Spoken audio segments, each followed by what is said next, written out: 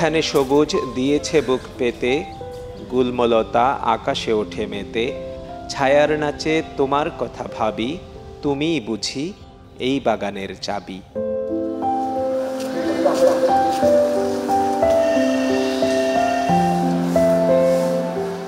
সকালের রোদমাখা স্নিগ্ধ আলোয় পায়চারি পথিকের।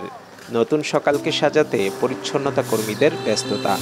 সাইকেল হাঁকিয়ে পাঠকের কাছে পত্রিকা পৌঁছাতে ব্যস্ত হকার। ধর্মসাগর পাড়ে ভোর থেকে মেলা বসে শরীরচর্চা করতে আসা সচেতন নগরবাসীর।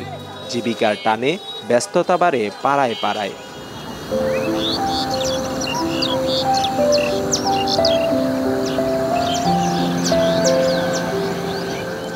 গোমতীর পাড় ধরে সবুজ সতেজ সবজি নিয়ে শহরে ছুটছে কৃষক। কর্মজীবী মানুষের হন্তদন্ত ছুটে চলা। কর্মের খোঁজে কান্দির পাড়ে ভিড় বাড়তে থাকে শ্রম বিক্রি করা শ্রমজীবীদের। আলোর রোশনাই ছড়াতেই জেগে ওঠে প্রাচীন শহর, স্মৃতির শহর কুমিল্লা।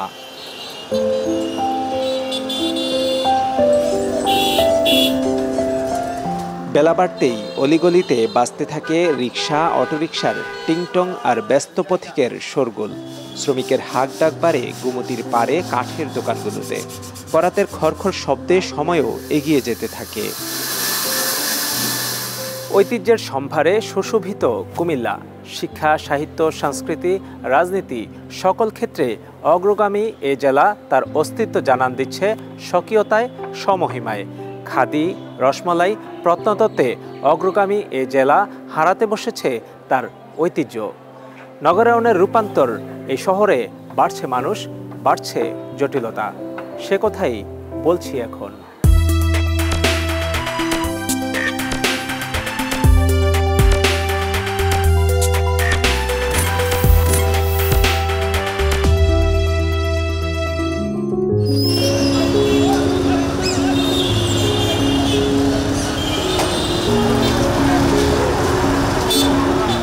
দেশের অন্যতম প্রাচীন শহর কুমিল্লা।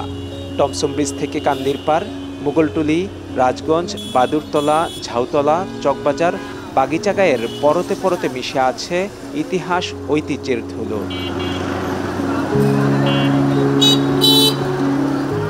ত্রয়োদশ শতাব্দীর দিকে এ শহরের শাসনভার ছিল ত্রিপুরা রাজ্যের অধীনে। পঞ্চদশ শতকের শেষাংশে ও ষোড়শ শতকের প্রথমাংশে আলাউদ্দিন হোসেন শাহের রাজত্বকালে এই অঞ্চলে মুসলিম শাসন প্রতিষ্ঠিত হয়। অবস্থানের দিক থেকে খ্রিস্টীয় চতুর্থ দশক থেকে কুমিল্লা জেলার ইতিবৃত্ত পাওয়া যায়। কিংবদন্তি কমলাঙ্ক, কমলিঙ্গ, কমলাক নামের সাথে কুমিল্লা নামকরণের সম্পৃক্ততা রয়েছে বলা হয়ে থাকে। কেউ কেউ দাবি করেন মুঘল যুগে স্থানীয় অধিনায়ক করমুল্লার নামে কুমিল্লার নাম হয়েছে। এশিয়া মহাদেশের পূর্বাঞ্চলীয় এই অংশটুকু ইতিহাসে সমতট নামে খ্যাত। আমরা বর্তমানে যে কুমিল্লা, এই কুমিল্লা ত্রিপুরা রাজ্যের অংশ। ত্রিপুরা রাজ্যের দুটি অংশ, একটি অংশ হলো পার্বত্য ত্রিপুরা, আরেকটি সমতল ত্রিপুরা। আমরা সমতল ত্রিপুরার অংশ। ত্রিপুরা রাজার এইখানে তার রোশন এবং চাকলা রোশনাবাদ বলে তার জমিদারি ছিল। এই আয়ের উপর নির্ভর করে ত্রিপুরা রাজ্য চলত। ত্রিপুরা রাজা বংশানুক্রমে আমরা ইতিহাসে জানি 184 জন রাজা রাজত্ব করেছেন। ব্রিটিশ আমলের আগে তাদের রাজত্ব চলেছে।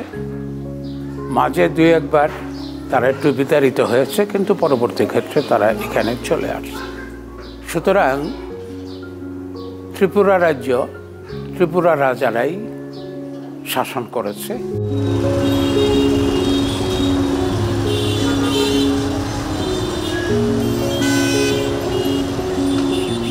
এক সময় কুমিল্লাকে বলা হতো ব্যাংক ও ট্যাঙ্কের শহর।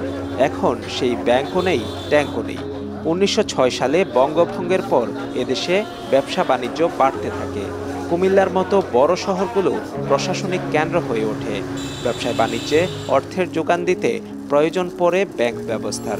1914 সালে দ্য কুমিল্লা ব্যাংকিং কর্পোরেশন নামে একটি ব্যাংক প্রতিষ্ঠা করেন নরেন্দ্রচন্দ্র নামে একজন বিশিষ্ট ব্যবসায়ী। শহরের প্রাণকেন্দ্র কান্দিরপাড়ের পূবালী ব্যাংকের লাল দালানটি একসময় ছিল কুমিল্লা ব্যাংকিং কর্পোরেশনের প্রধান কার্যালয়।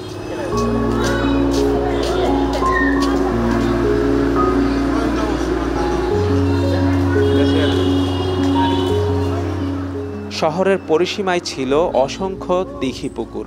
ধারণা করা হয় এই জনপদে যখন বসতি গড়ে ওঠে তখন এটা ছিল সমতল এবং নদী প্রত্যন্ত চরাভূমি।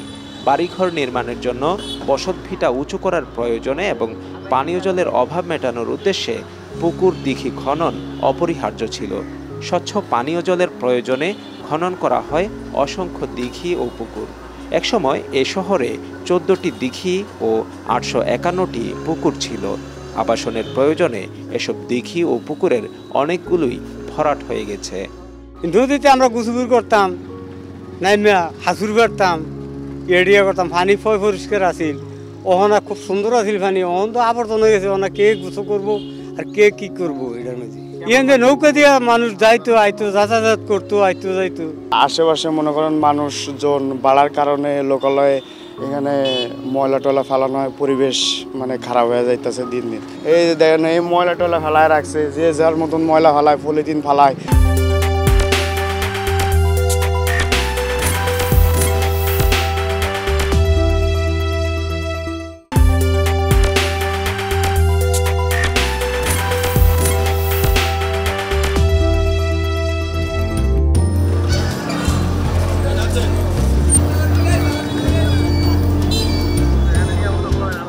(1885) সালে ত্রিপুরা রাজ্যের মহারাজ বীরচন্দ্র মাণিক্য বাহাদুর গড়ে তোলেন নগর মিলনায়তন ও পাঠাগারটি। ঐতিহাসিকদের দাবি নদীর চর থেকে চরথা ও নদীর পাড় থেকে কান্দিরপাড়। কাটালিয়া নামে একটি খালের উপর 1830 সালে টমসন ব্রিজটি তৈরি করা হয়। ধুলোমলিন সেই ইতিহাসের অনেক চিহ্নই মুছে গেছে। 1878 সালে নগরীর উত্তর চরথা এলাকায় সৈয়দ বশরত আলী নির্মাণ করেন নবাব বাড়ি। দৃষ্টিনন্দন বাড়িটি দেখতে আসেন দর্শনার্থীরা। নবাব বাড়ির মতো অনেক সুন্দর সুন্দর ঐতিহ্যবাহী জায়গা আছে। আমি আমার ফ্রেন্ডদের সাথে এখানে ঘুরতে আসছি, বাড়িটাকে দেখতে আসছি। এটা অনেক সুন্দর একটা বাড়ি, অনেক মানে আমরা দেখে অনেক মুগ্ধ হয়েছে, অনেক মুগ্ধকর একটা বাড়ি এটা। প্রাচীন যে নিদর্শনগুলো ছিল এবং আছে তাও দিন দিন নষ্ট করে ফেলতেছে, অথবা এগুলা যত্নের অভাবে এগুলা ধ্বংস হয়ে যাচ্ছে।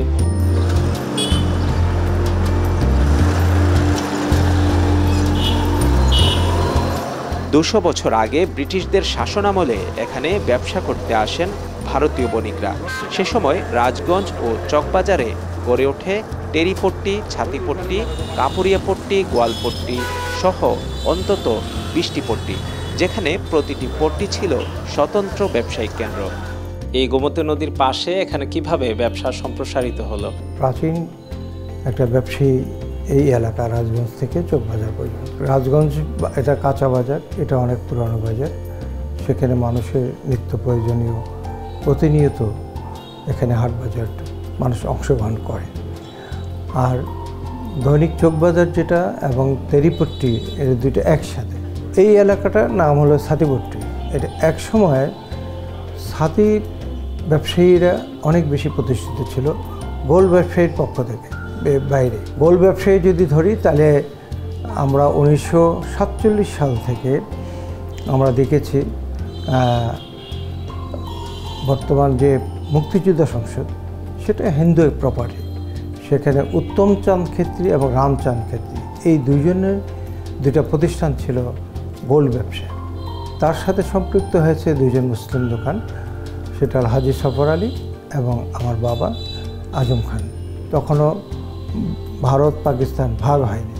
ওই সময় থেকে এই স্বল্প জুয়েলারি প্রতিষ্ঠান দিয়ে কিন্তু এই এলাকাটায় জুয়েলারি ব্যবসা শুরু হয়। কুমিল্লা ছোট শহর হলেও সাহিত্য সংস্কৃতির জন্য সমাধিক প্রসিদ্ধ। সংস্কৃতিতে এগিয়ে থাকা শহর ক্রীড়াঙ্গনেও রেখেছে তার বনেদি পদচারণা। সার্বিকভাবে আপনার যে দেখা আগের কুমিল্লা এবং বর্তমান ক্রীড়াঙ্গন সম্পর্কে যদি আমাদেরকে জানান। কুমিল্লার ক্রীড়াঙ্গনের কথা বলেছেন। কুমিল্লার ক্রীড়াঙ্গন কিন্তু অনেকগুলি অংশের সাথে আমার যুক্ত হবার সুযোগ হয়েছিল। আমি হয়তো পাকিস্তানের শেষ দিকের অংশটা কিছুটা দেখেছি, আর বাংলাদেশে প্রায় পুরোটাই দেখবার আমার সুযোগ হয়েছে। তখনকার এই ক্রীড়াঙ্গনে ত্রিপুরা স্পোর্টস অ্যাসোসিয়েশনের পক্ষ থেকে যে সমস্ত খেলোয়াড়রা শুধুমাত্র তখন মাত্র এই পাকিস্তান বা পূর্ব পাকিস্তান নয়, অবিভক্ত ভারতবর্ষের বিভিন্ন জায়গায় ফুটবলে কিন্তু দুর্দণ্ড প্রতাপ দেখিয়েছেন তারা। শরীর চর্চা এবং শরীর গঠনের বিষয়টা নিয়েও কিন্তু অনেক উন্নত মানের ক্রীড়াবিদ ছিলেন, যারা সর্বভারতীয় কুমিল্লার লোক হিসাবে তারা জাতীয় প্রতিনিধিত্ব করেছেন।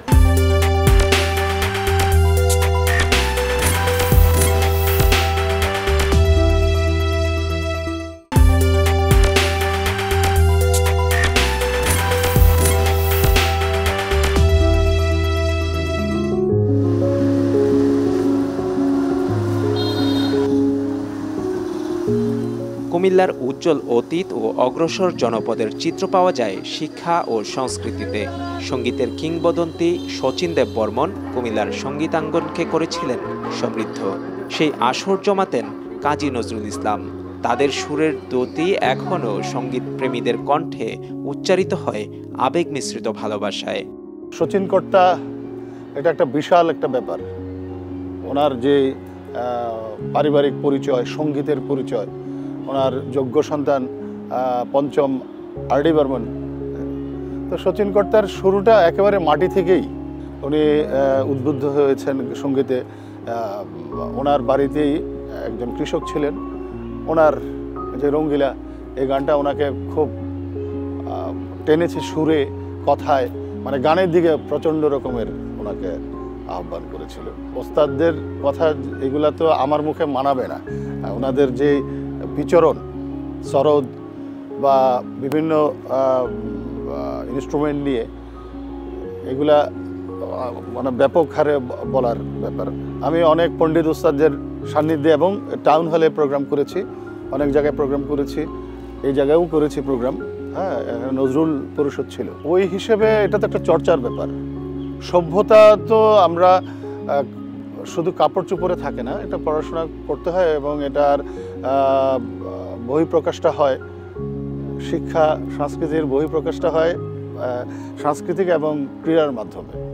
তো ওই জায়গা থেকে আমরা অনেক জায়গায় এগিয়েছি, আবার অনেক জায়গায় বিশেষ করে সভ্যতার দিক থেকে আমি জানি না এটা কিভাবে কে নিবে, আরও বেশি সভ্য হওয়া উচিত ছিল এবং মানবিক হওয়া উচিত ছিল আর কি আমাদের এই প্রেক্ষাপট আর ওই প্রেক্ষাপটে। হ্যাঁ, আর চর্চা তো খুব জরুরি, বিশেষ করে সাংস্কৃতিক ব্যাপারটা বা ক্রীড়াঙ্গনেও অনেক জরুরি। ঐতিহ্য এটা একটা বিশাল একটা শব্দ, এটাকে ইচ্ছা করলেও মানে হয়তো বা ইট পাথর অনেক ডেভেলপমেন্ট হয়েছে বা পুরনো কিছু বাড়িঘর ভেঙে নতুন করা হয়েছে, হ্যাঁ, কিন্তু ঐতিহ্য যে শব্দটা এটা বিল্ডিংয়ে ছিল না, এটা পুকুরে ছিল না, এটা পাহাড়ে ছিল না, ঐতিহ্যটা ছিল সভ্যতায়। আমাদের সভ্যতায় আমরা ঐতিহ্য হারাইছি।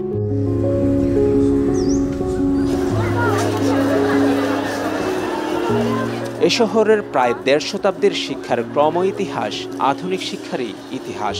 1837 সালে শহরের প্রথম ইংরেজি মাধ্যম স্কুল জেলা স্কুল স্থাপিত হয়।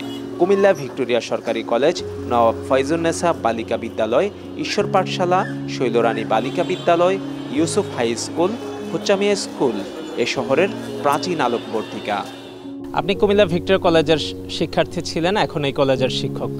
কুমিল্লা শিক্ষা সংস্কৃতিতে একসময় খুবই অহংকারের একটি জায়গায় ছিল আপনাদের কাছে, এখন সেই কুমিল্লা কেমন? সেই সময়কার কলেজ আর এই সময়কার কলেজের মধ্যে একটু পার্থক্য রয়েছে। তখনকার সময় আসলে কলেজগুলোর মধ্যে যে শিক্ষা সংস্কৃতির যে বিকাশ ছিল সেটা নিঃসন্দেহে বলা যায় যে জগতের বা সভ্যতার নানা টানাপোড়েন বলি আর উন্নয়নের চালচিত্র বলি, তার মধ্য দিয়ে কিন্তু বিকাশের মধ্যে যথেষ্ট রকমের আমি সংকুচিত বিষয়টাই লক্ষ্য করব। এইখান থেকে ঠিক একটু 200 মিটার সামনে যদি আমরা এগিয়ে যাই, সেটা হচ্ছে কুমিল্লার একেবারে প্রাণকেন্দ্র, যেটাকে আমরা কান্দিরপাড় বলছি। এই জায়গাটাতে কিন্তু ছিল ডাকাতিয়া নদী। আপনারা এখন কিন্তু ডাকাতিয়া নদীর কোনো অস্তিত্ব খুঁজে পাবেন না। এবং সেই সময় একেবারে নোয়াখালীর ভুলুয়া থেকে ডাকাতিয়াতে তখনকার সময় সওদাগররা মাল নিয়ে আসতো। কুমিল্লা হারুন স্কুলের সামনে যেই জায়গাটা এখন মরাগাং বলা হয়, যেটা একসময় গোমতী নদী ছিল, এই মরাগাংয়ের মধ্যে যে ব্যবসাটা ছিল এটা একটা ঐতিহ্য ছিল। কিন্তু আজকে এই জায়গায় এসে আমরা কিন্তু তার কিছুই দেখতে পাচ্ছি না, এটা একেবারে ড্রেনে পরিণত হয়েছে। তারপরে যদি একটু সামনের দিকে আপনারা এগিয়ে যান তাহলে দেখতে পাবেন কুমিল্লা জিলা স্কুল। এটা কুমিল্লার এই অঞ্চলের শিক্ষা দীক্ষার একটা পীঠস্থান ছিল এবং এটা 1837 সালে প্রতিষ্ঠিত হয়। এরপরে সামনের দিকে যদি আমরা এগিয়ে যাই, সেই জায়গাটা হচ্ছে ওস্তাদ আলাউদ্দিন খাঁ সড়ক। এবং আমরা সবাই জানি সঙ্গীতে তার কী অবদান, তিনি এই এলাকার মানুষ, এই জনপদের মানুষ।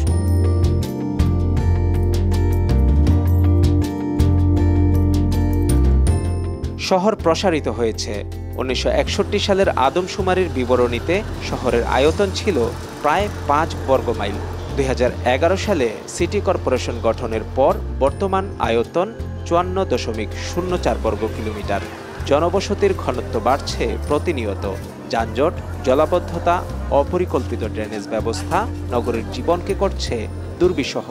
রেমিটেন্সের প্রবাহ গতি এনেছে সার্বিক অর্থনীতিতে।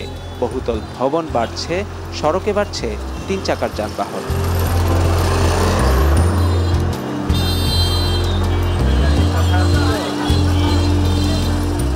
অনিয়ন্ত্রিত যানবাহন আর সড়কের উপর সারি সারি ভাসমান দোকানের দখলদারি পথিকৃত কুমিল্লাকে রূপান্তর করছে বিড়ম্বনার শহরে। চাপা পড়ছে ইতিহাস ও ঐতিহ্যের আলোকিত অধ্যায়।